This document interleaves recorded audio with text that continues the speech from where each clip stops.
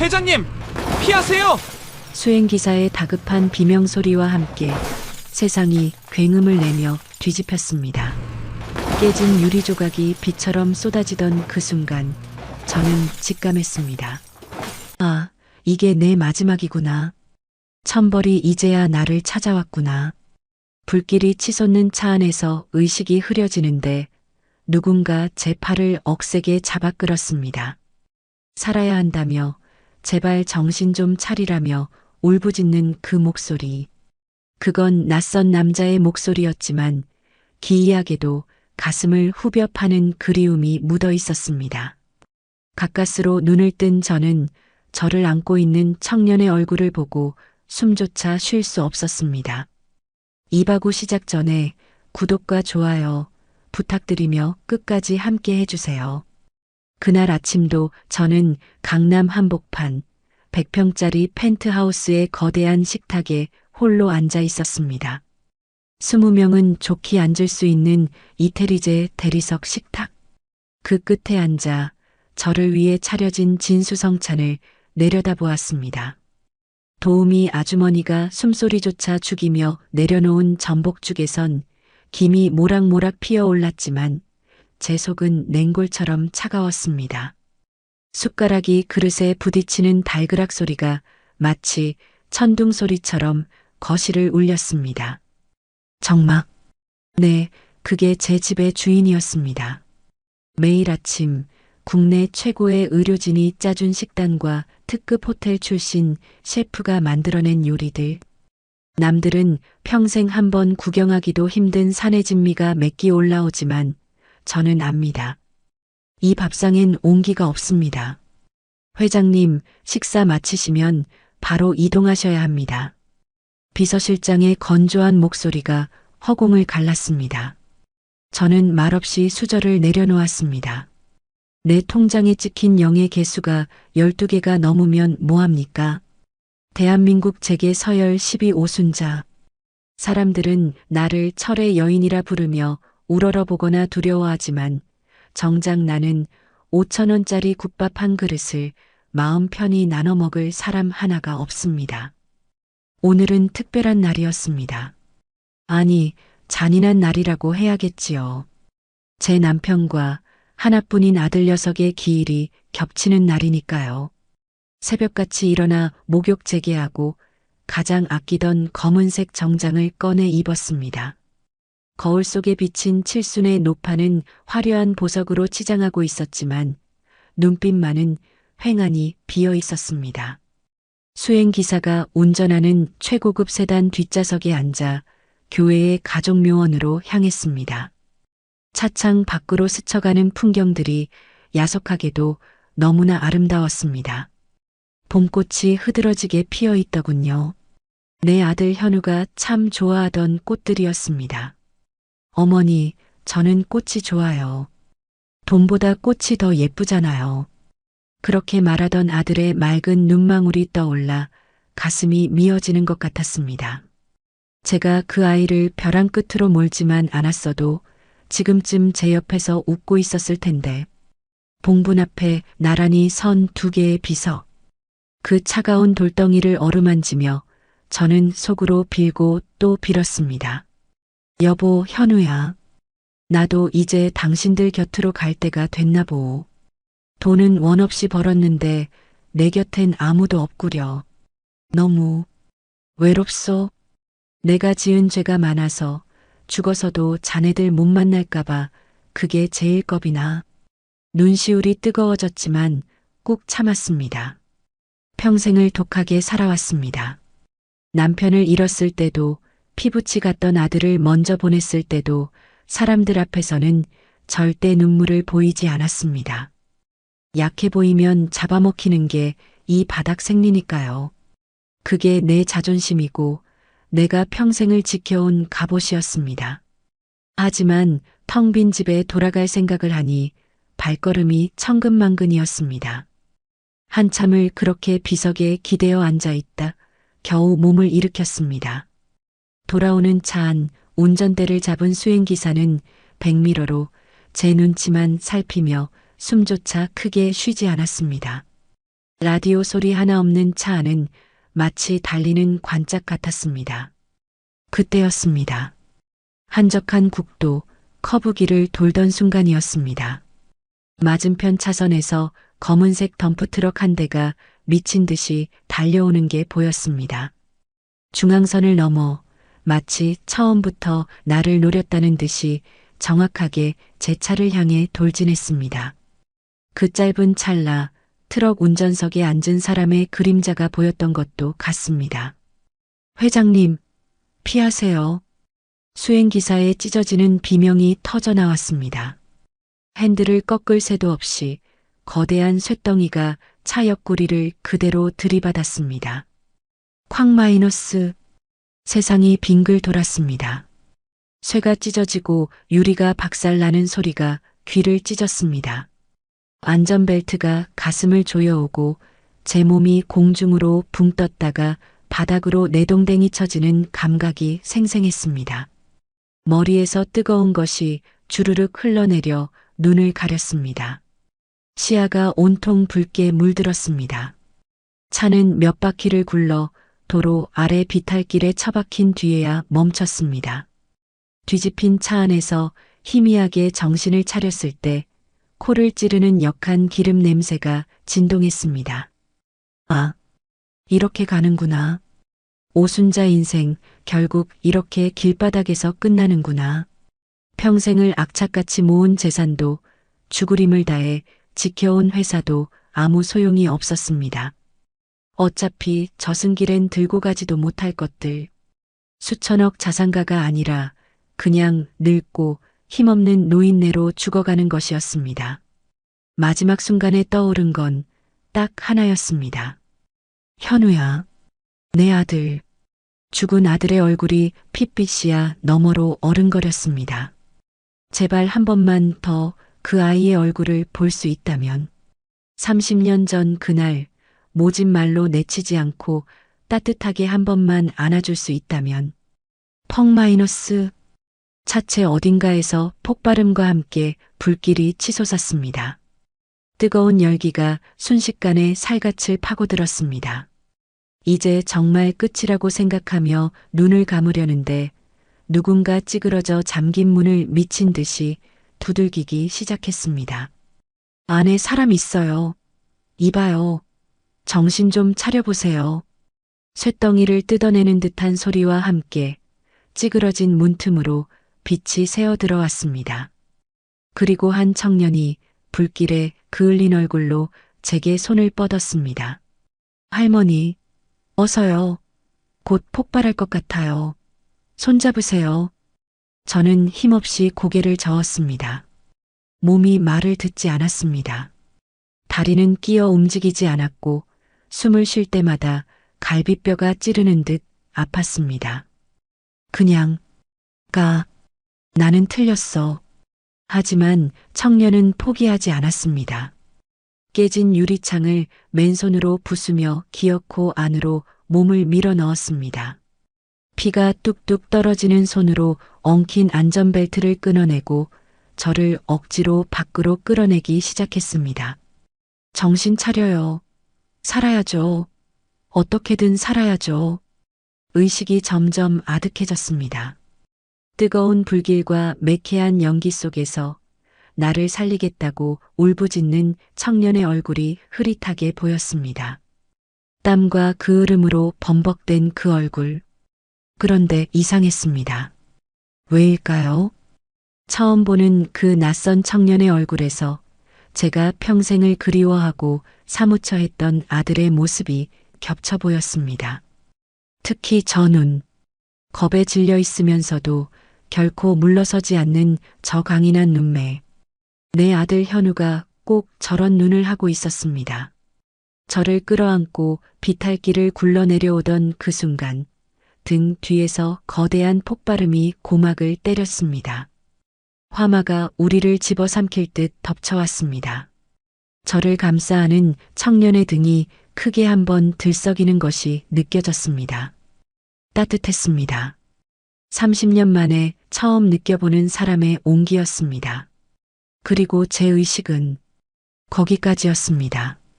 소독약 냄새가 진동했습니다. 링거 바늘이 꽂힌 팔이 묵직했습니다.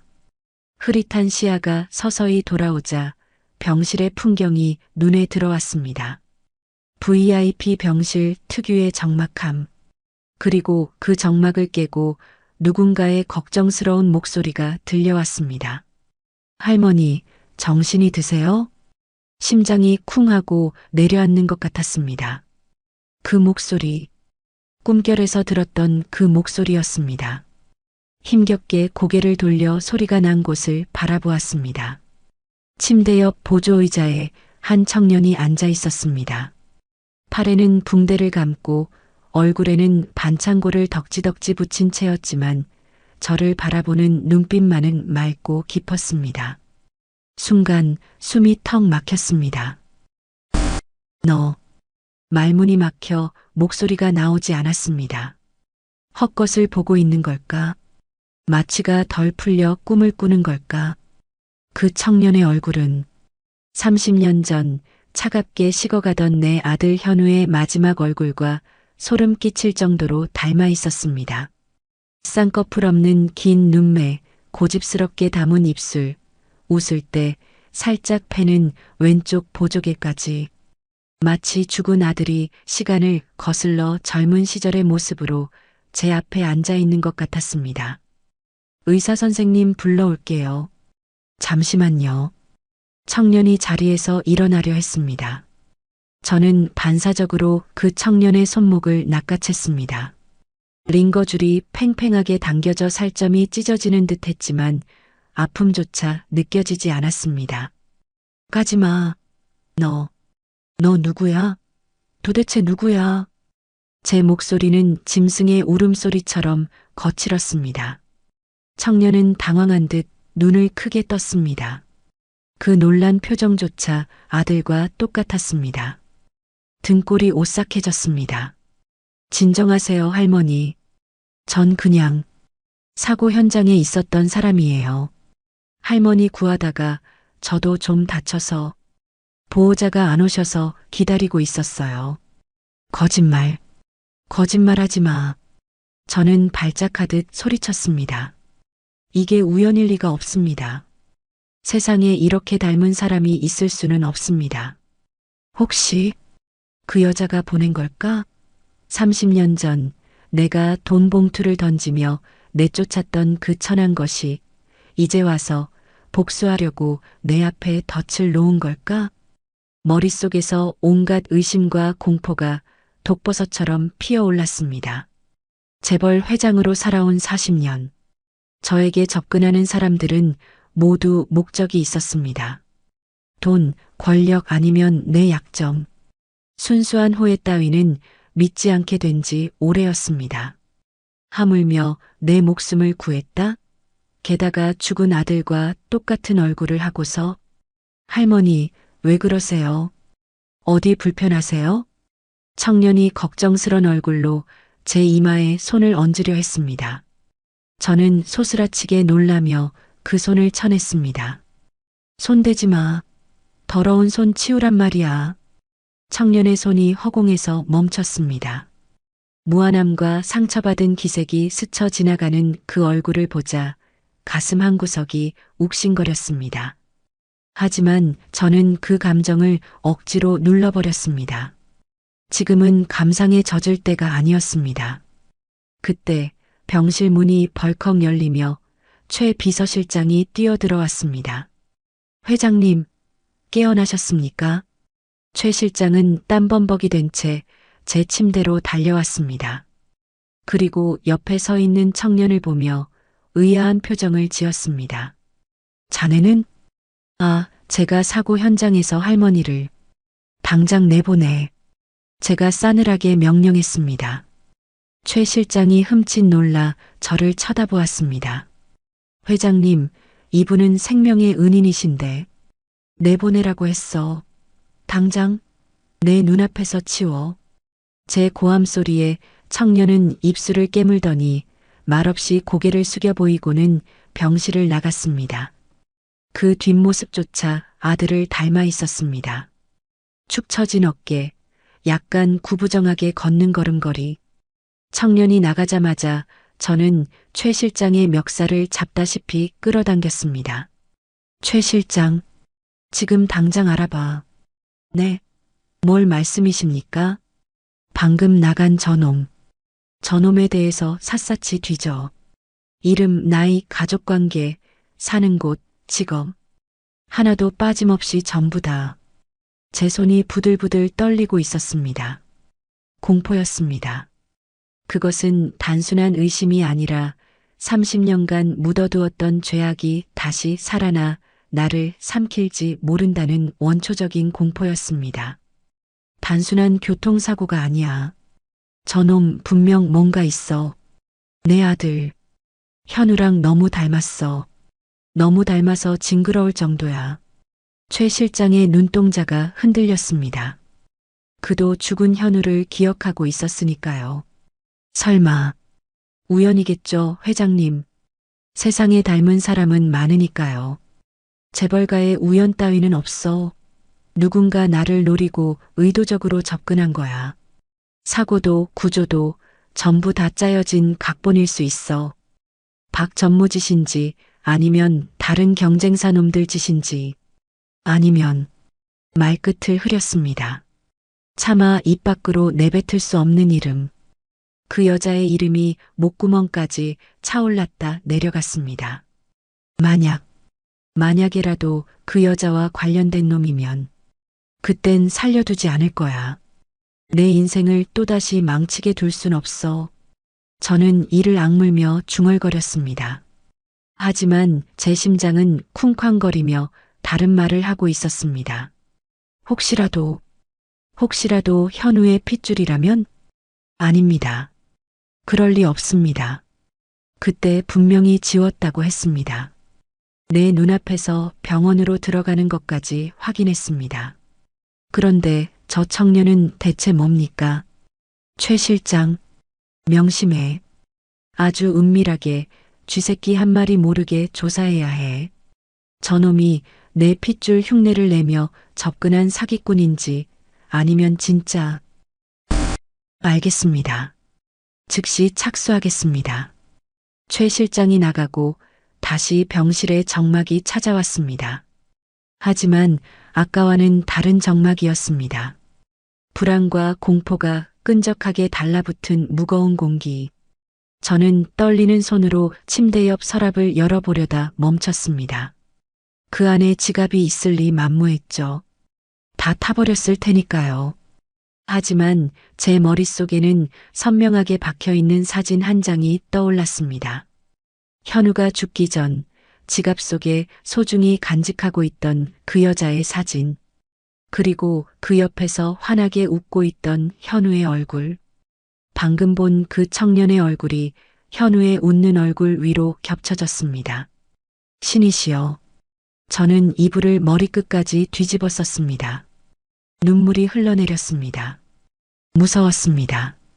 죽음보다 더 무서운 과거가 저 문 밖에서 저를 기다리고 있는 것만 같았습니다. 돈으로 모든 걸 해결할 수 있다고 믿었습니다. 돈으로 사람을 부리고, 돈으로 입을 막고, 돈으로 과거마저 지울 수 있다고 생각했습니다. 하지만 오늘 그 맹신이 무너져 내리는 소리를 들었습니다. 살아남았다는 안도감은 이미 사라진 지 오래였습니다. 이제부터 시작될 진실 게임이 제 목을 조여오고 있었습니다. 문득 아까 그 청년의 눈빛이 떠올랐습니다. 할머니, 정신이 드세요? 그 걱정스러운 눈빛, 티 없이 맑아서 더 의심스러운 그 눈빛. 과연 너는 누구냐? 나를 살린 천사냐 아니면 내 숨통을 끊으러 온 사신이냐? 답을 알아야겠습니다. 설령 그 답이 내 남은 인생을 송두리째 뒤흔든다 해도 병실 벽에 걸린 시계바늘 소리가 마치 내 목을 치는 단두대의 칼날 소리처럼 들렸습니다. 최 실장을 내보낸 지 꼬박 하루가 지났습니다. 그 24시간이 제게는 24년 같았습니다. 잠 한숨 자지 못했습니다. 눈을 감으면 불길 속에서 나를 구하던 그 청년의 눈동자가 떠오르고 눈을 뜨면 30년 전 내 바짓가랑이를 잡고 울던 그 여자의 얼굴이 천장에 어른거렸으니까요. 지옥이 따로 있을까요? 기다림, 끝을 알 수 없는 이 불안한 기다림이 바로 생지옥이었습니다. 드르륵. 마침내 병실 문이 열리고 최 실장이 들어왔습니다. 그의 손에 들린 두툼한 누런 서류 봉투. 저 안에 판도라의 상자가 들어 있습니다. 제 심장이 흉곽을 뚫고 나올 듯 요동쳤습니다. 침을 꿀꺽 삼켰지만 입안이 바짝 말라 쓴내만 났습니다. 보고해. 최대한 담담한 척했지만 제 목소리는 갈라져 있었습니다. 최 실장은 침대 옆 테이블에 서류 봉투를 내려놓았습니다. 그리고 묵직한 한숨을 내쉬더군요. 그 한숨의 의미가 무엇인지 저는 본능적으로 알아챘습니다. 회장님 예상이 반은 맞고 반은 틀렸습니다. 뜸 들이지 말고 똑바로 말해. 그놈 정체가 뭐야? 최 실장이 봉투에서 서류 뭉치를 꺼내 제 앞에 펼쳐놓았습니다. 가장 위에 있는 건 그 청년의 주민등록 초본과 이력서였습니다. 이강우, 29세. 나이를 확인하는 순간 손끝이 저릿해졌습니다. 29세. 내 아들 현우가 죽은 지 30년. 그 여자가 임신했다고 찾아왔던 게 바로 그 애였습니다. 시기가 너무나 정확하게 맞아떨어집니다. 부모는 모친과 둘이 살고 있습니다. 부친 나는 비어 있습니다. 비어 있다. 아비 없는 자식. 가슴 한구석이 쿵 내려앉았습니다. 이 친구 꽤 치열하게 살았습니다. 보육원에서 자라진 않았지만 모친이 병석에 누운 지 오래라 사실상 소년 가장이었습니다. 고등학교 때부터 신문 배달, 공사장 막노동, 편의점 알바. 안 해본 게 없더군요. 최 실장이 내민 사진들 속에는 땀에 젖어 택배 상자를 나르는 강우의 모습, 편의점 조끼를 입고 꾸벅꾸벅 조는 모습들이 담겨 있었습니다. 이상했습니다. 사기꾼이거나 내 재산을 노리고 접근한 놈이라면 이렇게 구질구질하게 살 리가 없지 않습니까? 더 화려하게, 더 교묘하게 자신을 포장했어야죠. 그리고 회장님, 놀라지 마십시오. 최 실장이 서류 한 장을 더 내밀었습니다. 이강우 군, 우리 오성장학재단 1기 장학생입니다. 뭐, 내 재단 장학생이라고? 머리를 한 대 얻어맞은 것 같았습니다. 오성장학재단. 제가 기업 이미지를 위해 만든 가난하지만 똑똑한 아이들을 돕는 그 재단 말입니다. 네. 4년 전 대학 등록금이 없어 휴학하려던 걸 우리 재단에서 지원했습니다. 성적이 과수석을 놓친 적이 없을 정도로 우수합니다. 저는 떨리는 손으로 강우가 장학생 신청 당시 썼던 자기소개서를 집어들었습니다. 삐뚤빼뚤하지만 정성스럽게 쓴 글씨들이 눈에 들어왔습니다. 존경하는 인물 오순자 회장님. 숨이 턱 막혔습니다. 가진 것 없이 맨주먹으로 시작해 굴지의 기업을 일궈낸 회장님의 불굴의 의지를 존경합니다. 저 또한 가난이라는 굴레에 굴복하지 않고 언젠가 회장님처럼 누군가에게 희망이 되는 사람이 되고 싶습니다. 하하. 웃음이 났습니다. 비틀린 웃음이 입술을 비집고 나왔습니다. 이 무슨 운명의 장난입니까? 제 핏줄인 줄도 모르고 내 돈으로 공부를 시켰고 저 아이는 제 할머니가 자신과 어머니를 버린 냉혈한인 줄도 모르고 존경한다고 썼습니다. 이 아이러니가 너무나 끔찍하고 또 기막혀서 눈물이 날 것만 같았습니다. 회장님, 그리고 이건 최 실장이 양복 안주머니에서 낡아빠진 검은색 지갑 하나를 꺼냈습니다. 가죽이 다해지고 모서리가 닳아버린 시장통 좌판에서나 팔 법한 싸구려 지갑이었습니다. 병원 로비 분실물 센터에 있더군요. 사고 당시 강우 군 주머니에서 빠진 모양입니다. 신분증 확인차 제가 임의로 가져왔습니다. 저는 홀린 듯 그 지갑을 받아들었습니다. 꼬질꼬질한 손때가 묻어있는 지갑. 불길 속에서 나를 구하느라 그 으름이 묻어있는 그 지갑. 손이 부들부들 떨려서 지갑을 여는 것조차 힘들었습니다. 지갑이 열리고 그 안에 내용물들이 쏟아져 나왔습니다. 1,000원짜리 지폐 몇 장, 떡볶이집 쿠폰, 도서관 대출증, 그리고 주민등록증. 이강우. 증명사진 속 청년이 저를 빤히 쳐다보고 있었습니다. 다시 봐도 현우와 너무 닮았습니다. 하지만 이것만으로는 부족했습니다. 심증은 차고 넘치지만 꼼짝 못할 물증이 필요했습니다. 유전자 검사를 의뢰하기 전에 제 눈으로 확인해야 할 것이 있었습니다. 지갑 깊숙한 곳, 지폐를 넣는 공간 안쪽에 손가락을 넣었습니다. 보통 남자들은 가장 소중한 것을 그곳에 숨겨두곤 하니까요. 제 아들 현우가 그랬던 것처럼 손끝에 빳빳한 종이의 감촉이 느껴졌습니다. 천천히, 아주 천천히 그 종이를 꺼냈습니다. 세월의 발에 누렇게 변색된 가장자리가 닳고 다른 작은 사진 한 장. 그 사진을 보는 순간 저는 비명을 지를 뻔했습니다. 입을 틀어막지 않았다면 병실이 떠나가라 소리를 질렀을 겁니다. 흡! 사진 속에는 젊은 남녀가 환하게 웃고 있었습니다. 촌스러운 90년대 옷차림 하지만 그 표정만은 세상을 다 가진 듯 행복해 보이는 두 사람. 남자는 제 죽은 아들 현우였습니다. 30년 전 교통사고로 떠나보내기 직전 가장 빛나던 시절의 모습 그대로.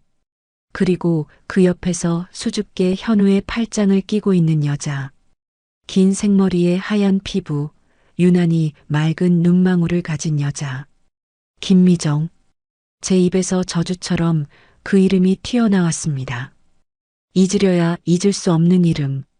내 아들을 홀려 임신까지 하고 주제도 모르고 며느리 자리를 넘봤던 그 여자. 내가 돈 봉투를 얼굴에 뿌리며 다신 내 아들 앞에 나타나지 마라.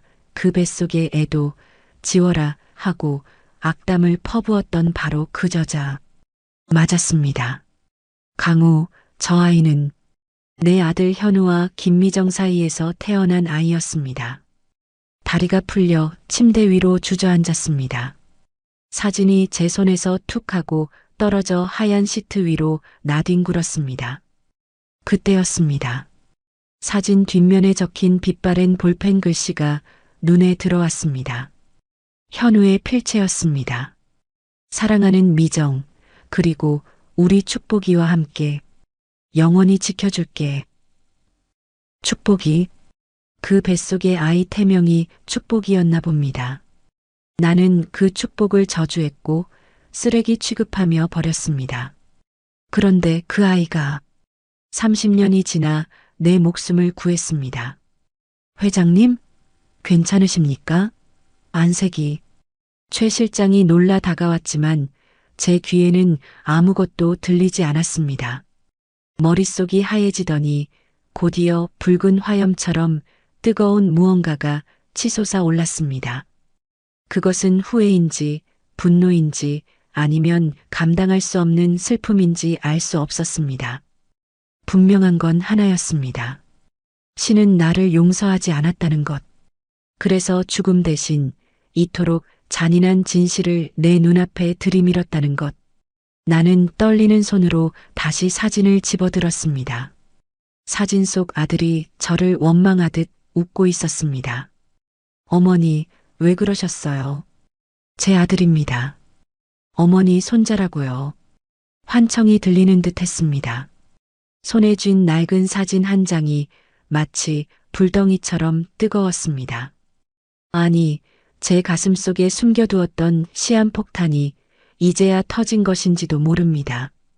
흐윽. 입을 틀어막아도 새어나오는 신음. 사진 속 현우의 웃는 얼굴이 일그러지더니 시야가 빙글 돌았습니다. 병실의 하얀 천장이 30년 전 그날의 어두침침했던 제 집무실 천장으로 바뀌기 시작했습니다. 잊고 싶었습니다. 아니, 잊었다고 믿었습니다. 하지만 죄악은 결코 늙지 않고 그날의 모습 그대로 내 기억의 빗장을 부수고 들어왔습니다. 30년 전 겨울이었습니다. 유난히 눈보라가 거세게 치던 날이었죠. 제 집무실 바닥은 최고급 대리석이었지만 그날따라 얼음장처럼 차가웠습니다. 그리고 그 차가운 바닥에 한 여자가 무릎을 꿇고 있었습니다. 만삭이었습니다. 배가 남산만하게 불러서 얇은 코트 하나로 그 추위를 견디고 있던 여자. 바로 김미정이었습니다. 회장님, 제발 한 번만 허락해 주세요. 저 현우 씨 없으면 안 돼요.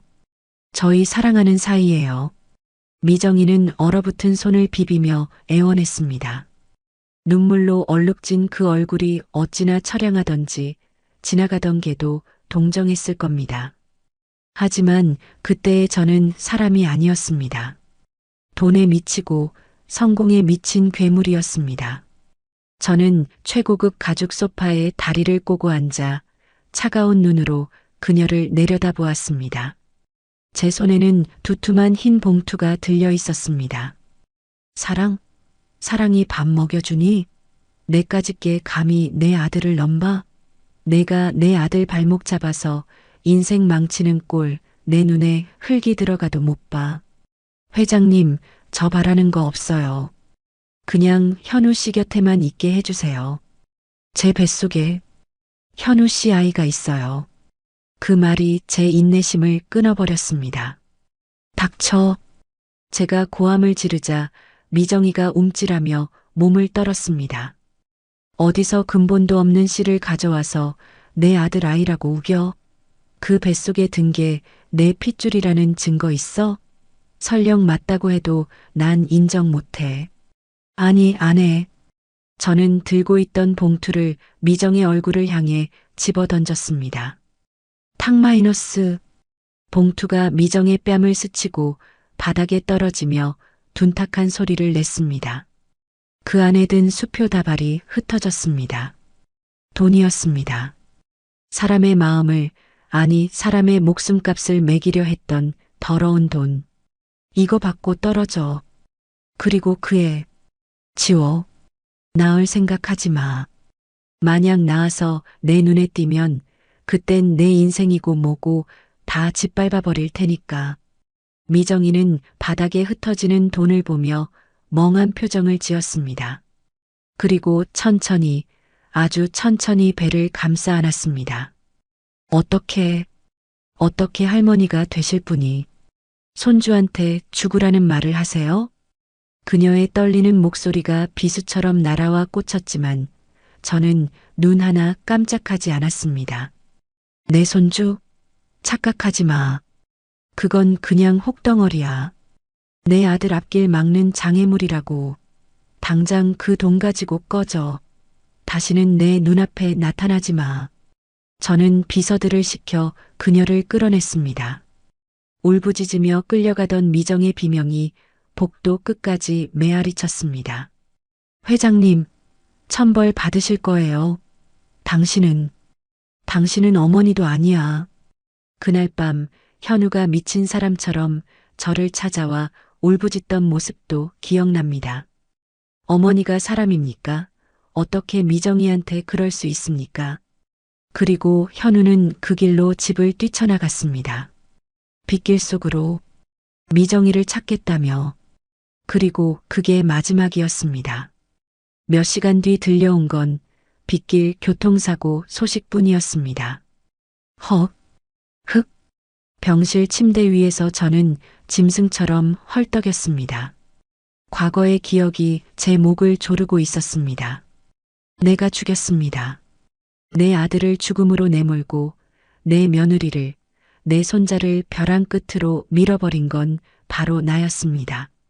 그 뱃속의 아이가, 그 혹덩어리라고 불렀던 아이가 살아남아 내 목숨을 구했습니다. 천벌 받으실 거예요. 미정이의 그 저주가 30년이 지난 지금 축복이 되어 돌아온 겁니다. 이 얼마나 끔찍하고 잔인한 역설입니까? 회장님, 최 실장의 조심스러운 목소리가 저를 현실로 잡아 끌었습니다. 그는 아이패드를 들고 서 있었습니다. 추가 보고 드릴 게 있습니다. 강우 군, 현재 상황이 좋지 않습니다. 상황이라니? 무슨 일이야? 최 실장은 말없이 아이패드 화면을 켰습니다. 화면 속에는 어두운 골목길, 강우가 사는 고시원 앞 CCTV 영상이 재생되고 있었습니다. 화면 속 날짜는 바로 어제 저녁. 사고가 나기 직전이었습니다.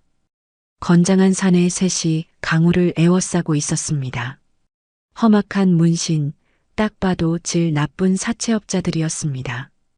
야, 이 새끼야, 병원비 낼 돈은 없으면서 밥은 처먹고 다니냐? 화면 밖으로 욕설이 튀어나왔습니다.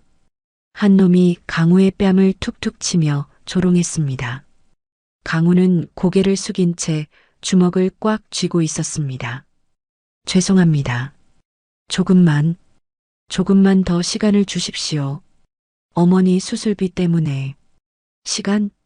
야, 니네 엄마 그냥 죽게 놔두라니까?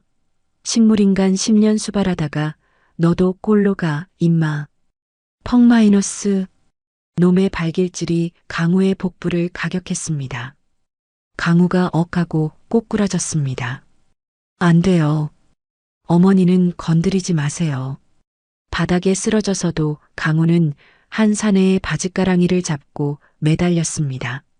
내 아들 현우가 내게 매달렸던 것처럼 30년 전 미정이가 내게 애원했던 것처럼. 이거 나 새끼야. 퍽, 퍽, 퍽. 무자비한 발길질이 이어졌습니다. 강우는 비명 한 번 지르지 않고 몸을 웅크려 그 매질을 견뎌내고 있었습니다. 영상을 보는 제 손이 하얗게 질렸습니다. 화면 속에서 막고 있는 건 강우였지만 찢어지는 건 제 가슴이었습니다. 그만 끄라고.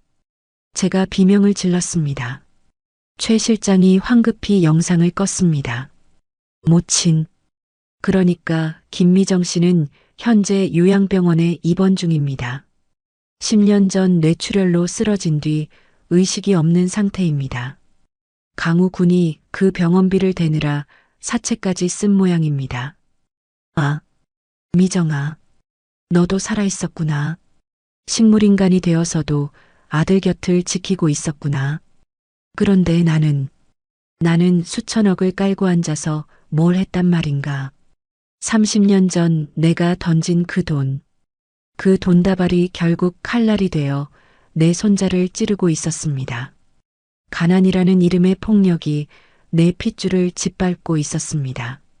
내 손자가 세상에서 가장 귀한 내 새끼가 단돈 몇백만 원 때문에 개처럼 맞고 있었습니다. 내가 가진 이 많은 돈이 다 무슨 소용입니까? 내 핏줄 하나 지키지 못하고 오히려 그들을 지옥으로 밀어넣은 이 저주받은 돈이. 가슴 깊은 곳에서 뜨거운 것이 치밀어 올랐습니다. 그것은 단순한 슬픔이 아니었습니다. 나 자신에 대한 뼈저린 증오, 그리고 늦었지만 이제라도 바로잡아야 한다는 서슬 퍼런결이었습니다. 최 실장, 저는 눈물을 닦지 않은 채 핏발 선 눈으로 그를 쳐다보았습니다. 준비해. 네, 무엇을? 내 손자, 내 새끼 건드린 놈들, 한 놈도 남김없이 찾아내. 목소리가 지옥 밑바닥에서 긁어올린 듯 낮게 깔렸습니다. 그리고 병원 알아봐. 국내 최고, 아니 세계 최고의 의료진 대기시켜. 미정이, 내 며느리 살려내야 해. 하지만 회장님, 아직 유전자 검사 결과도 안 나왔고 이 사실이 외부에 알려지면. 상관없어. 제가 버럭 소리를 질렀습니다. 링거 거치대가 흔들릴 정도였습니다. 유전자 검사? 종이 쪼가리 따위 필요 없어. 내 피가 끓고 있어. 저 아이가 내 핏줄이라고, 내 심장이 말하고 있단 말이야. 저는 떨리는 손으로 이불을 걷어찼습니다. 당장이라도 달려가 강우를 안아주고 싶었습니다. 그 멍든 몸을 어루만지며 미안하다고, 할머니가 너무 늦게 왔다고 빌고 싶었습니다. 하지만 아직은 아닙니다. 지금 나서면 오히려 그 아이가 위험해질 수 있습니다. 박전무, 그 하이에나 같은 놈들이 냄새를 맡고 달려들 테니까요. 나는 눈물을 삼키며 다시 침대에 몸을 뉘었습니다. 눈을 감자 강우의 모습이 떠올랐습니다. 사채업자에게 맞으면서도 어머니를 지키려 했던 그 효심, 나를 구하기 위해 불길 속으로 뛰어들었던 그 용기. 그 아이는 나를 닮지 않았습니다. 돈밖에 모르는 괴물인 나를 닮지 않고 사랑을 위해 목숨을 걸었던 제 아비와 어미를 닮았습니다.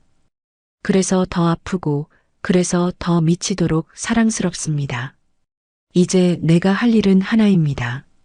내가 가진 모든 것, 돈, 권력, 인맥, 그 모든 무기를 동원해 내 손자를 지키는 것.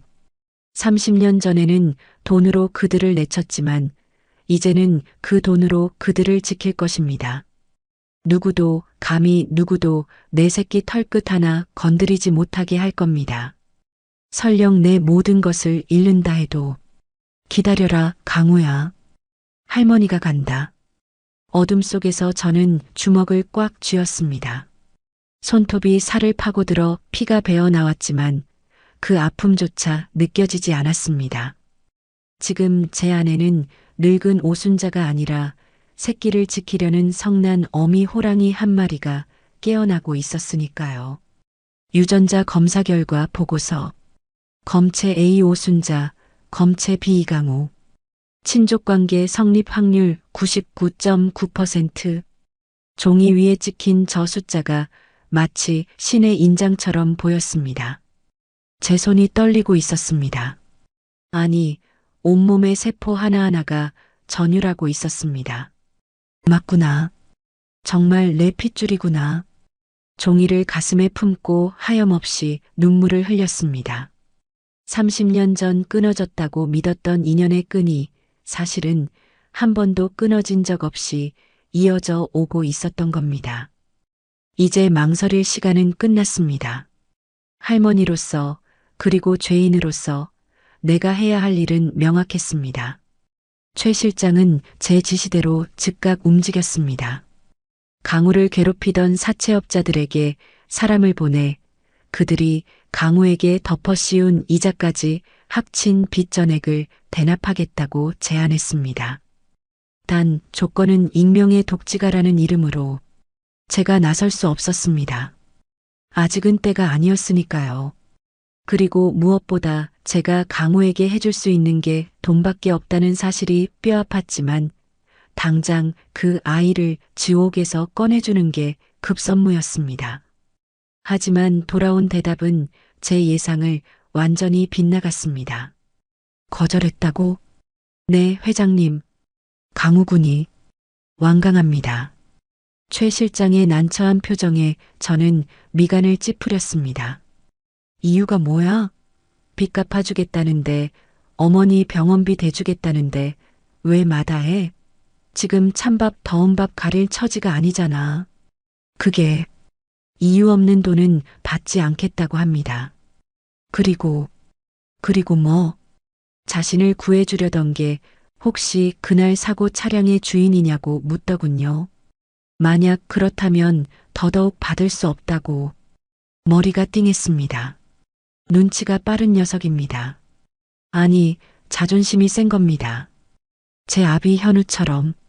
그래서 제가 아니라고 그냥 재단 후원자라고 둘러댔는데도 막무가내입니다.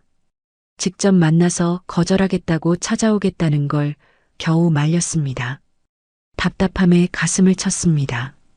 돈이면 다 되는 줄 알았습니다. 평생을 그렇게 살아왔으니까요. 그런데 빈털터리인 제 손자가 그깟 자존심 하나로 수천만 원을 거절하고 있습니다. 내가 직접 가야겠어. 회장님, 아직 몸도 성치 않으신데. 잔말 말고 차 대기시켜. 내 눈으로 직접 보고 설득해야겠어. 환자복 위에 코트를 걸치고 몰래 병원을 빠져나왔습니다. 강우가 일하고 있다는 편의점으로 향했습니다. 유리창 너머로 강우의 모습이 보였습니다. 좁은 카운터에 서서 삼각김밥으로 끼니를 때우며 전공 서적을 들여다보고 있는 모습, 헬스칸 볼, 터진 입술. CCTV 영상으로 봤던 것보다 실물은 훨씬 더 야위어 있었습니다. 딸랑 마이너스. 문을 열고 들어서자 강우가 화들짝 놀라 고개를 들었습니다. 어서 오세. 할머니. 강우의 눈이 휘둥그레졌습니다.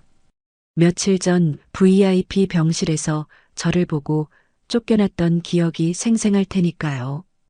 여긴 어떻게? 아니, 몸은 괜찮으세요? 저를 쫓아낼 줄 알았는데 강우는 제 안색부터 살폈습니다. 그 착한 심성이 또 한 번 제 가슴을 후벼 팠습니다. 지나가다 들렀다. 목이 말라서. 저는 짐짓퉁명스럽게 말하며 음료수 냉장고로 향했습니다. 손이 떨려 음료수 캔을 집는 것조차 쉽지 않았습니다. 계산대에 캔을 내려놓자 강우가 머뭇거리며 입을 열었습니다. 저기 할머니. 지난번엔 죄송했어요. 제가 주제넘게 굴었죠. 많이 놀라셨을 텐데. 오히려 사과를 하는 건 강우였습니다. 저는 울컥 치미는 감정을 억누르며 지갑을 열었습니다. 빚이 있다지? 강우의 표정이 순식간에 굳어졌습니다. 네, 그걸 어떻게 해? 내가 내 장학생이라며. 재단에서 들었다. 사채까지 썼다면서. 아, 네. 강우가 고개를 숙였습니다. 내가 갚아주마. 그깟 돈, 나한테는 껌값도 안 되니까. 대신 조건이 있다. 내 회사에 들어와서 일해. 월급에서 까는 걸로 하자. 최대한 비즈니스적인 제안인 척 자존심을 건드리지 않으려 애썼습니다. 하지만 강우의 눈빛이 차갑게 가라앉았습니다. 죄송합니다. 마음만 받겠습니다. 왜? 돈이 무서워서? 아니면 내가 싫어서? 아니요. 돈으로 빚진 마음, 돈으로 갚는 거, 그거 비겁한 거니까요. 뭐? 강우는 제 눈을 똑바로 쳐다보며 말했습니다. 할머니가 저 도와주시고 싶은 마음 감사해요. 절 구해주셨다는 부채감 때문이시겠죠. 하지만 저는 대가 바라고 할머니 구한 거 아닙니다. 사람 목숨값 돈으로 계산하는 거 싫어요. 숨이 턱 막혔습니다.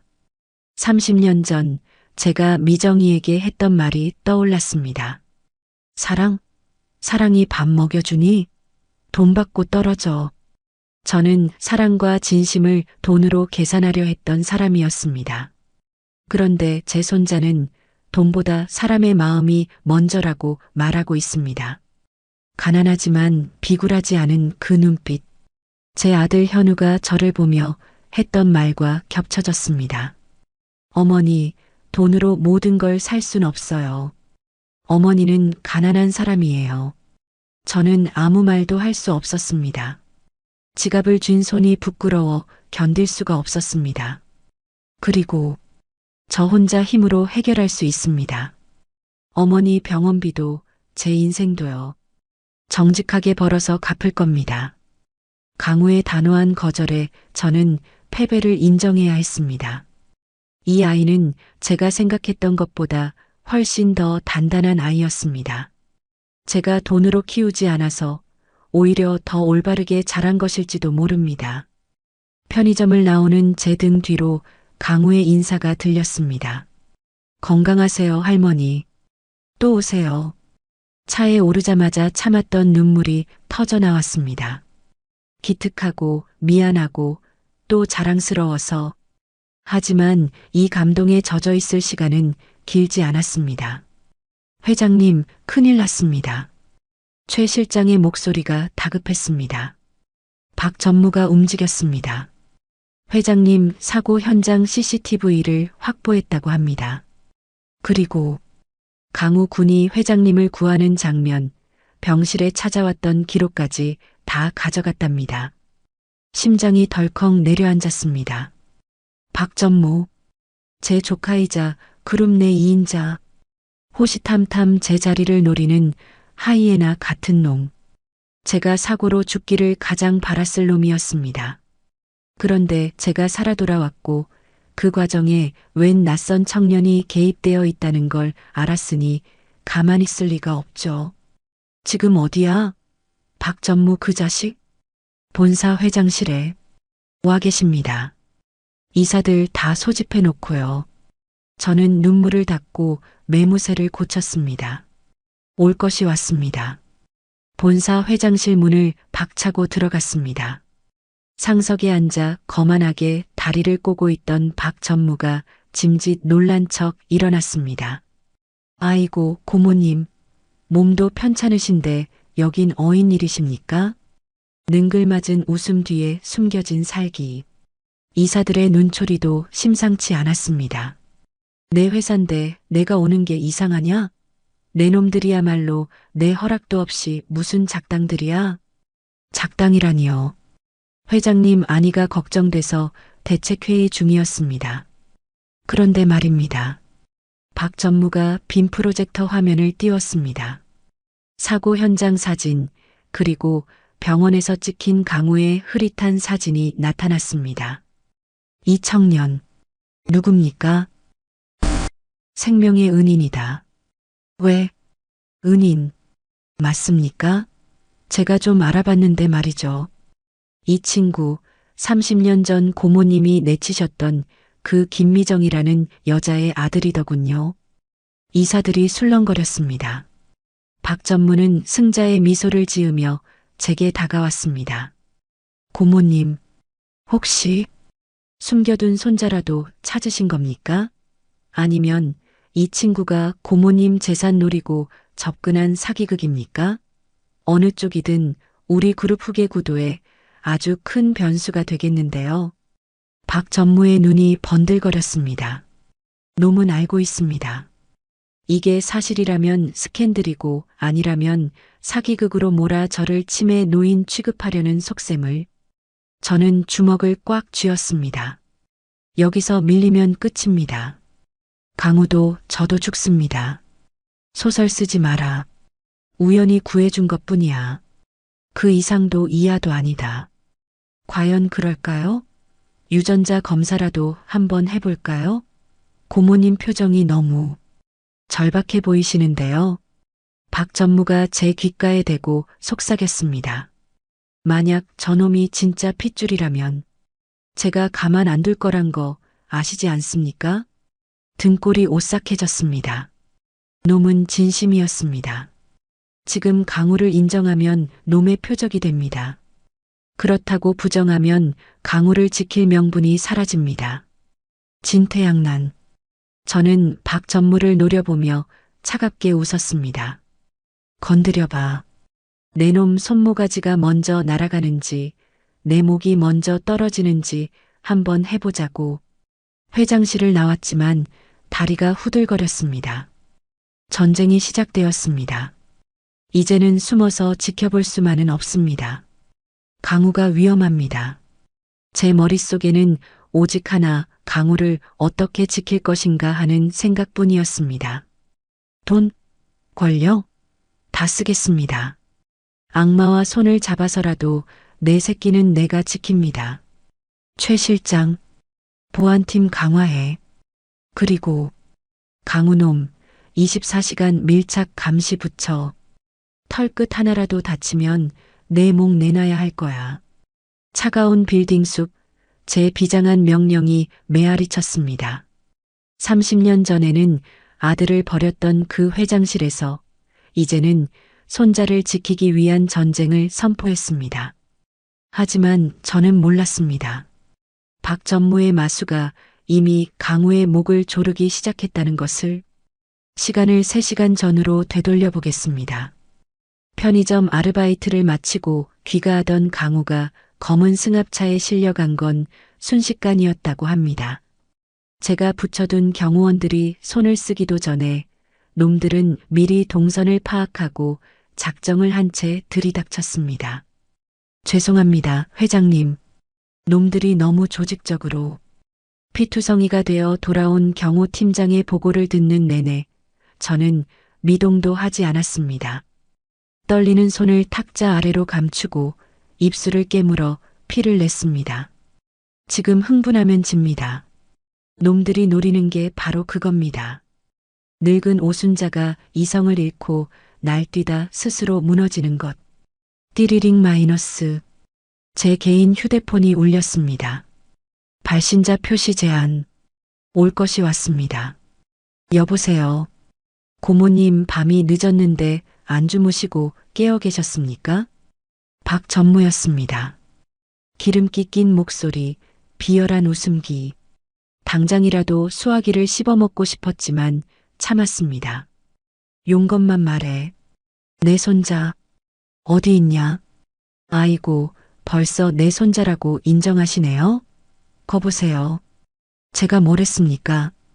핏줄 당기는 건 못 속인다니까요.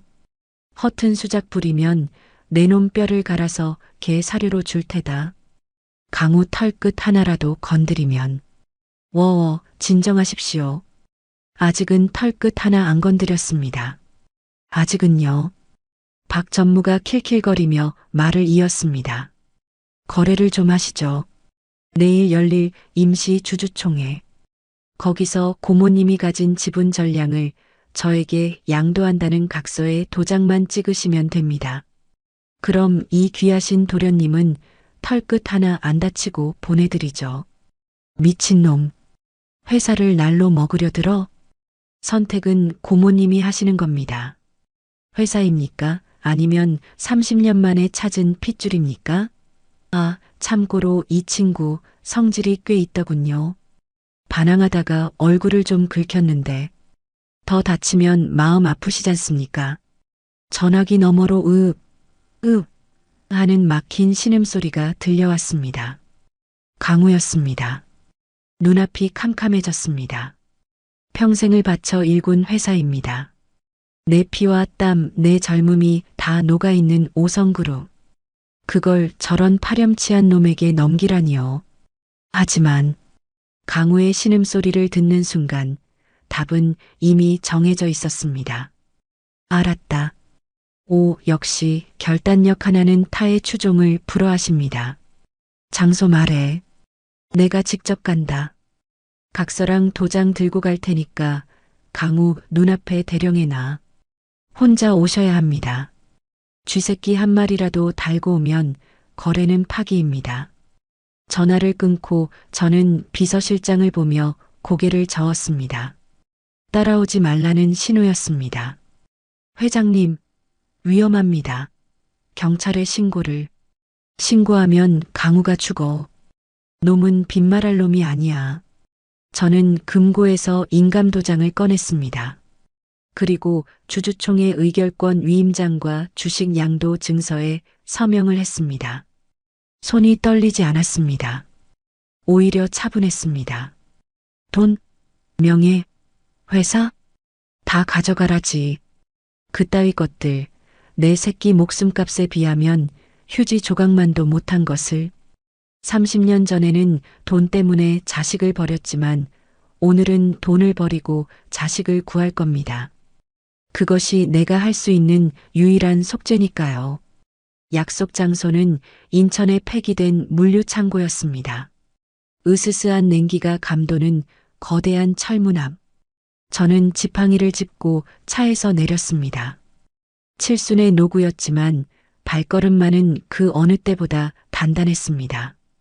기잉 마이너스. 녹슨 철문이 열리고 창고 안에 풍경이 들어왔습니다. 먼지 쌓인 자재들 사이 덩치 큰 사내들이 도열해 있었고 그 중앙에 의자에 묶인 강우가 보였습니다. 입에는 청테이프가 붙어 있고 얼굴은 멍투성이었습니다. 강우야. 저도 모르게 비명이 터져 나왔습니다. 강우가 고개를 들어 저를 보았습니다. 놀란 눈. 왜 할머니가 여기에 있느냐는 듯한 믿을 수 없다는 표정. 어서 오십시오, 고모님. 박 전무가 짝짝짝 박수를 치며 어둠 속에서 걸어 나왔습니다. 진짜 혼자 오셨네요? 역시 여장부십니다. 각서 여기 있다. 애부터 풀어. 저는 서류 봉투를 흔들어 보였습니다. 박 전무가 눈짓하자 부하 하나가 다가와 봉투를 낚아채 갔습니다. 박 전무는 서류를 훑어보고는 만족스러운 미소를 지었습니다. 확실하군요. 인감 증명까지 완벽하고 확인했으면 풀어. 당장? 아, 급하시긴. 그런데 고모님, 이 친구한테 인사는 하셔야죠. 아직 이 친구는 상황 파악이 안 된 것 같아서 말입니다.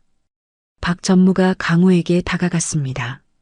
그리고 강우의 입에 붙은 테이프를 거칠게 떼어냈습니다. 으악! 강우가 고통스러운 신음을 흘렸습니다. 저는 지팡이를 들어 박 전무를 내리치려 달려들었습니다. 이게만도 못한 자식? 손대지 마. 하지만 덩치 큰 부하들이 제 팔을 붙잡았습니다. 늙은 힘으로는 역부족이었습니다. 이봐, 청년. 박 전무가 강우의 턱을 잡고 흔들었습니다. 너 저 할망구가 누군지 아냐? 그냥 돈 좀 있는 동네 할머니인 줄 알지? 강우가 거친 숨을 몰아쉬며 저와 박 전무를 번갈아 보았습니다. 당신들, 뭐야? 돈 때문에 이러는 거야? 할머니, 그냥 가세요. 저 때문에 이러지 마시고. 크하하, 가라니? 야, 이 멍청한 놈아. 저 할망구가 너 구하러 회사까지 통째로 내놓고 왔는데 가긴 어딜까? 박 전무의 입에서 잔인한 진실이 폭포수처럼 쏟아져 나왔습니다. 잘 들어. 저 할망구가 바로 오성그룹 오순자 회장이야. 그리고 30년 전 임신한 네 애미를 길바닥에 내쫓아서 네 인생을 시궁창으로 만든 장본인이고 강우의 눈동자가 지진이라도 난 듯 흔들렸습니다. 뭐? 라고요? 강우의 시선이 천천히 제게로 향했습니다. 원망, 혼란, 배신감. 그 모든 감정이 뒤섞인 눈빛. 저는 차마 그 눈을 마주볼 수 없어 고개를 떨구었습니다. 할머니가 오순자 회장님? 그래. 네가 그토록 존경한다던 그 오순자 회장. 네 친할머니라고. 널 버린 비정한 할망구. 박 전무의 조롱 섞인 외침이 창고를 울렸습니다. 아니야. 강우야, 내 말 좀 들어봐. 내가 설명할게. 저는 울먹이며 강우에게 손을 뻗었지만 강우는 몸을 움츠리며 저를 피했습니다. 그 거부의 몸짓이 1000개의 칼날보다 더 아프게 제 심장을 난도질했습니다. 왜 그러셨어요? 우리 엄마한테, 나한테 왜? 강우의 눈에서 눈물이 주르륵 흘러내렸습니다. 재밌네, 재밌어. 자, 감동적인 가족 상봉은 저승 가서 마저들 하시고. 박 전무가 돌변한 표정으로 손짓했습니다. 서류 챙겼으니 뒤탈없게 처리해. 뭐, 약속이 다르잖아. 제가 소리쳤습니다. 박 전무는 비릿하게 웃었습니다. 약속? 늙으면 순진해지나 봐요? 내가 미쳤다고 고모님이랑 저놈을 살려둡니까? 둘 다 교통사고로 죽는 걸로 처리해야 깔끔하게 승계가 마무리되죠. 놈은 처음부터 우리를 살려보낼 생각이 없었습니다. 사내들이 쇠파이프를 들고 다가왔습니다. 죽여. 명령과 함께 사내 하나가 강우를 향해 쇠파이프를 높이 치켜들었습니다. 강우는 묶인 채 꼼짝없이 당할 처지였습니다. 안 돼. 생각할 겨를도 없었습니다. 제 몸이 먼저 움직였습니다. 어디서 그런 힘이 났는지 모릅니다. 뿌리치던 부하들의 손을 떨쳐내고 저는 강우의 몸 위로 몸을 날렸습니다. 펑 마이너스. 둔탁한 타격음이 뼈를 울렸습니다. 등짝이 쪼개지는 듯한 고통. 숨이 턱 막히며 시야가 하얗게 전멸했습니다. 할머니, 강우의 비명소리가 귓가에 웅웅거렸습니다. 저는 묶여있는 강우를 온몸으로 감싸 안았습니다. 피 냄새가 훅 끼쳐왔습니다. 제 입에서 터져나온 피였습니다. 건드리지 마. 내 새끼, 털끝 하나라도 건드리면 다 죽여버릴 거야. 피 섞인 목소리로 으르렁거렸습니다. 제 등 뒤로 다시 한번 쇠파이프가 떨어지려는 기척이 느껴졌습니다. 무섭지 않았습니다. 30년 전에는 등을 돌렸지만 이번에는 내 등을 내주어 너를 지킬 수 있으니까요. 이것이 할미가 너에게 줄 수 있는 돈보다 귀한 마지막 유산이다. 현우야, 엄마가 이번엔 지켰다. 저는 의식이 흐려지는 와중에도 강우를 아는 팔에 힘을 풀지 않았습니다. 강우의 뜨거운 눈물이 제 볼 위로 떨어지는 것이 느껴졌습니다. 규칙적인 심전도 소리가 꿈결처럼 들려왔습니다. 나는 죽었는가? 아니면 아직도 그 지옥 같은 창고 바닥에 누워 있는가? 등짝이 불에 댄 듯 화끈거렸지만 묘하게도 마음은 편안했습니다. 눈을 떴을 때 흐릿한 시야 속에 경찰 제복들이 보였습니다. 아, 살았구나. 최 실장이 기어이 경찰을 달고 왔구나. 놈의 고집이 내 목숨을, 아니 강우의 목숨을 살렸구나. 하지만 안도감도 잠시 끔찍한 통증이 밀려왔습니다. 쇠파이프에 맞은 등과 어깨가 부서진 듯 욱신거렸습니다.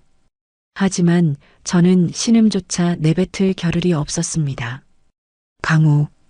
강우는 갈라진 목소리로 강우부터 찾았습니다. 옆 침상에 누워 응급처치를 받고 있는 강우의 모습이 보였습니다. 찢어진 이마, 퉁퉁 부은 뺨. 하지만 다행히 숨은 붙어 있었습니다. 살아 있었습니다. 회장님, 움직이시면 안 됩니다.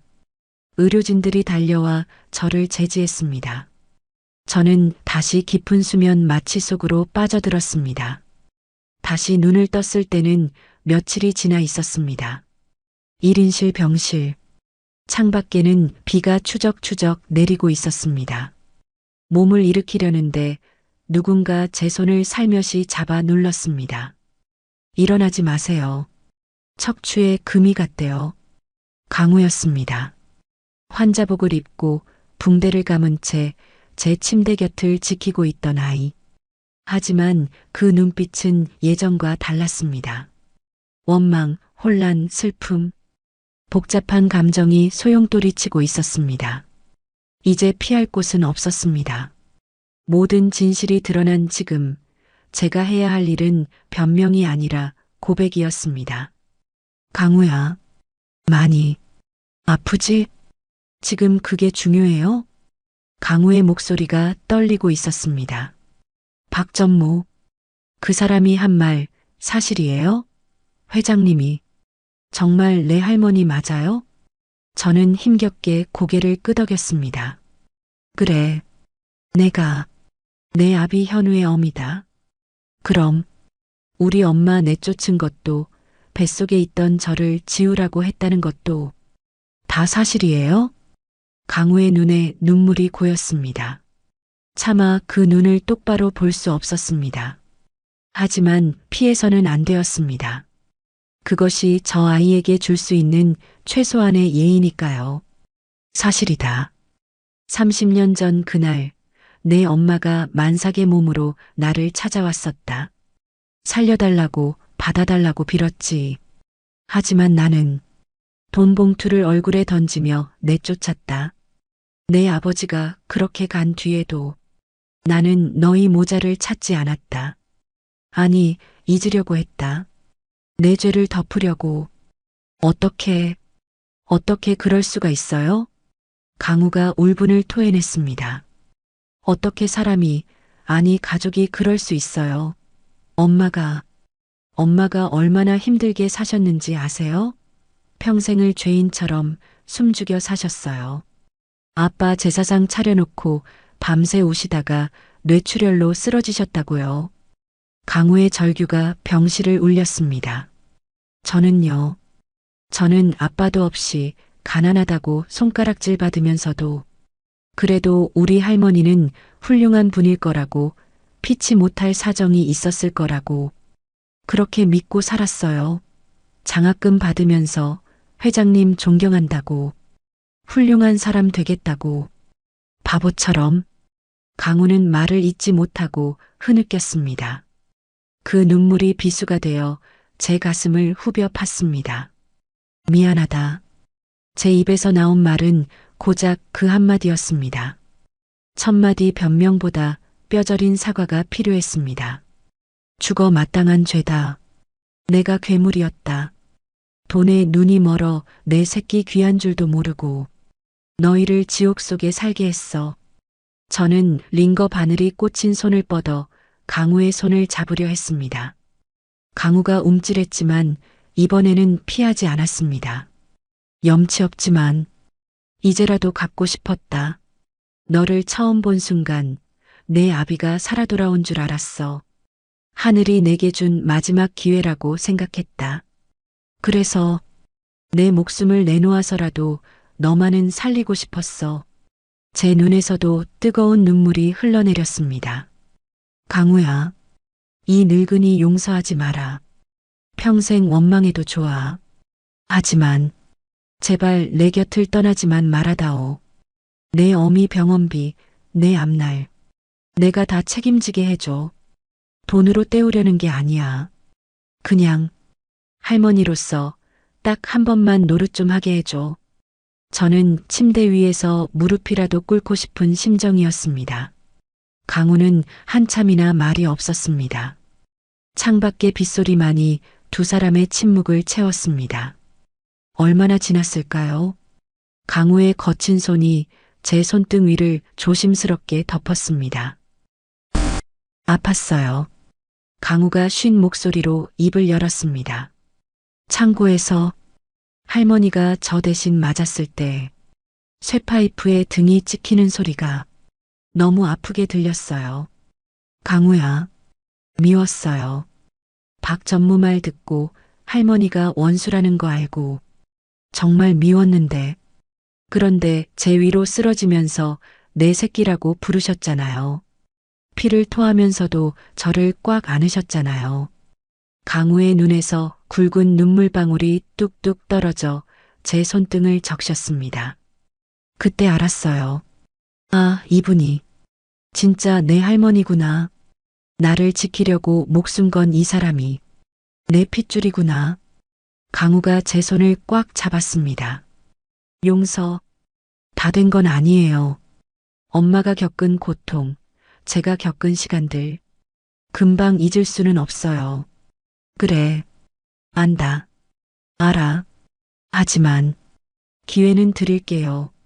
할머니로서 만회할 기회. 그 말 한마디가 천국 문을 여는 열쇠 같았습니다. 저는 강우의 손을 끌어다 제 볼에 비볐습니다. 따뜻했습니다. 거칠고 투박하지만 세상 그 무엇보다 따뜻한 내 손자의 손. 고맙다. 고맙다, 강우야. 살아줘서 고맙고 못난 할미 곁에 있어줘서 고맙다. 우리는 서로를 부둥켜 안고 한참을 울었습니다. 30년의 세월을 건너 증오와 오해의 강을 건너 마침내 핏줄이 하나로 이어지는 순간이었습니다. 비가 그친 창밖으로 햇살이 비치기 시작했습니다. 그 햇살이 우리 두 사람을 상처투성이지만 이제는 서로를 보듬을 수 있는 할머니와 손자를 따스하게 감싸 안았습니다. 몸을 추스르자마자 제가 가장 먼저 찾은 곳은 경기도 외곽의 한 요양병원이었습니다. 하얀 침대 위에 마치 잠자는 숲속의 공주처럼 고요히 누워있는 여자. 김미정, 내 며느리. 30년의 세월은 그녀의 고운 얼굴에도 주름을 남겼지만 여전히 그 선한 인상은 그대로였습니다. 저는 떨리는 손으로 미정의 앙상한 손을 잡았습니다. 따뜻했습니다. 미정아, 시험이 왔다. 목이 메어 말이 잘 나오지 않았습니다. 너무 늦게 와서 미안하다. 내가 이 지경이 될 때까지 나 혼자 잘 먹고 잘 살아서 정말 미안하다. 의식 없는 미정의 눈가에 눈물이 고이는 것 같았습니다. 기계음 소리만이 저의 참회를 들어주고 있었습니다. 걱정 마라. 내 아들 강우, 내가 목숨 걸고 지킬게. 그리고 너도 내가 꼭 일으켜 세울게. 세계 어디를 뒤져서라도 명의를 찾아내마. 그러니까 제발 눈만 떠다오. 일어나서 나한테 욕이라도 한 바가지 해다오. 옆에 서 있던 강우가 제 어깨를 감싸 안았습니다. 우리는 그렇게 한참을 말없이 미정의 곁을 지켰습니다. 일주일 뒤 5성그룹 본사 대강당. 수백 명의 임직원과 기자들이 모인 자리, 단상에 오른 저는 준비해둔 원고를 꺼냈습니다. 하지만 원고를 읽는 대신 저는 마이크 앞에 서서 천천히 입을 열었습니다. 저는 오늘부로 5성그룹 회장직에서 물러납니다. 장내가 술렁거렸습니다. 플래시 세례가 터졌습니다. 지난 40년 저는 돈이 최고인 줄 알고 살았습니다. 회사를 키우기 위해서라면 가족도 양심도 버릴 수 있다고 믿었습니다. 하지만 죽음의 문턱에서 깨달았습니다. 제가 쌓아 올린 이 금자탑이 사실은 모래성에 불과했다는 것을요. 저는 강당 구석에 서 있는 강우를 바라보았습니다. 말끔한 정장을 입고 저를 응원하듯 미소 짓고 있는 내 손자. 제 후임은 제 핏줄이 아닙니다. 능력 있고 덕망 있는 전문 경영인에게 경영권을 넘기겠습니다. 제 손자 이강우 군은 경영 수업 대신 본인이 하고 싶어하는 공부를 계속할 겁니다. 또 한 번 장내가 발칵 뒤집혔습니다. 재벌 총수가 핏줄 승계를 포기하다니요. 하지만 저는 알았습니다. 강우에게 물려줘야 할 것은 무거운 왕관이 아니라 자유로운 날개라는 것을. 저는 이제 평범한 할머니로 돌아가려 합니다. 남은 생은 제 가족에게 진 빚을 갚으며 따뜻한 밥 한 끼의 소중함을 배우며 살겠습니다. 감사합니다. 단상을 내려오는 제 발걸음은 깃털처럼 가벼웠습니다. 수십 년간 제 어깨를 짓누르던 탐욕의 짐을 내려놓은 기분이었습니다. 그날 저녁, 제 100평짜리 펜트하우스 식탁에는 낯선 풍경이 펼쳐졌습니다. 금도금된 식기 대신 투박한 뚝배기가 올라왔고 스테이크 대신 보글보글 끓는 된장찌개가 놓였습니다. 할머니, 간 좀 보세요. 짜지 않아요? 앞치마를 두른 강우가 국자를 내밀었습니다. 요양병원에 있는 엄마 간병하느라 요리 솜씨가 늘었다는 녀석. 후루룩. 한 숟가락 입에 넣자 구수한 된장 맛과 함께 알 수 없는 뭉클함이 목을 타고 넘어갔습니다. 맛있다. 정말 맛있다, 강우야. 다행이네요. 많이 드세요. 할머니 퇴원 축하드려요. 강우가 갓 지은 하얀 쌀밥 위에 깻잎 장아찌를 올려주었습니다. 그 사소한 동작 하나에 눈물이 핑 돌았습니다. 혼자 먹던 진수성찬보다 둘이 먹는 이 소박한 밥상이 왜 이리도 귀하고 맛있는지요. 텅 비어있던 거실에 강우의 웃음소리가 채워지고 적막하던 제 가슴에 온기가 차오르기 시작했습니다. 밥을 먹다 문득 강우가 물었습니다. 할머니, 후회 안 하세요? 회사, 평생 일구신 거잖아요. 저는 숟가락을 내려놓고 강우의 손을 잡았습니다. 강우야, 할미는 평생 더 많이, 더 높이만을 외치며 살았다. 그런데 말이다. 높이 올라가 보니 알겠더구나. 그곳엔 산소가 희박해서 숨쉬기만 힘들 뿐이라는 걸. 강우의 눈을 지그시 바라보았습니다. 내가 진짜 이루고 싶었던 건 100층짜리 빌딩이 아니라 바로 이런 거였어.